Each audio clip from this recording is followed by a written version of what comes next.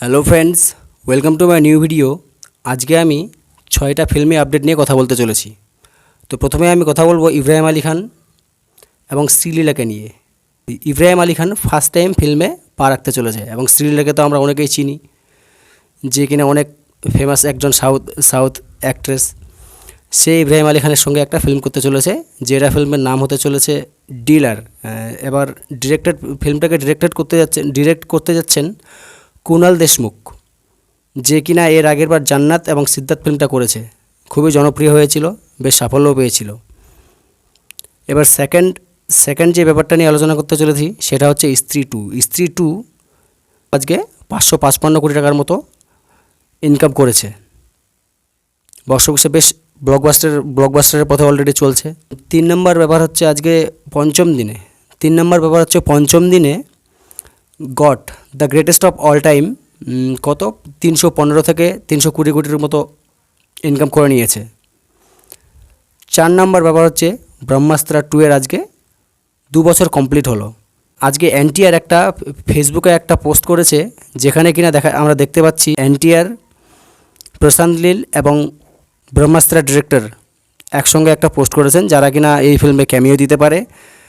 এবার আমি পঞ্চমতম ব্যাপার নিয়ে আলোচনা করতে চলেছি, ওয়ার টু এর কথা নিয়ে। ওয়ার টু খুব হাইপ নিয়ে চলছে, কিন্তু ওয়ার টু এর খুব হাইপ নিয়ে কিন্তু শুটিং চলছে, একদম ফাটাফাটি শুটিং চলছে একদম। তো ওয়ার টু এর আজকে ইটালিতে একটা গানের শুটিং হলো, যেখানে দেখা যাচ্ছে ঋত্বিক রোশন এবং কিয়ারা আদবানিকে। তারা একটা গানের শুটিং করে ফেলেছেন অলরেডি। এবং এখানে এই ফিল্মের মিউজিক ডিরেক্টর প্রীতম ডিরেক্ট করছেন। আমরা তাকে ভালো করে চিনি, কতটা ফেমাস তিনি। এবং লাস্ট টাইমে যেটা আলোচনা করতে চলেছে সেটা হচ্ছে সিঙ্গাম 3তে গুঞ্জন শোনা যাচ্ছে যে নাকি সলমান খান আসতে চলেছে। সলমান খান যদি চুলবুল পান্ডে হিসেবে যদি সিঙ্গাম 3তে জয়েন করে, তাহলে কিন্তু ভাই জাস্ট বুম, একদম ফাটাই দিবে একদম। এমনিতেই তো রণবীর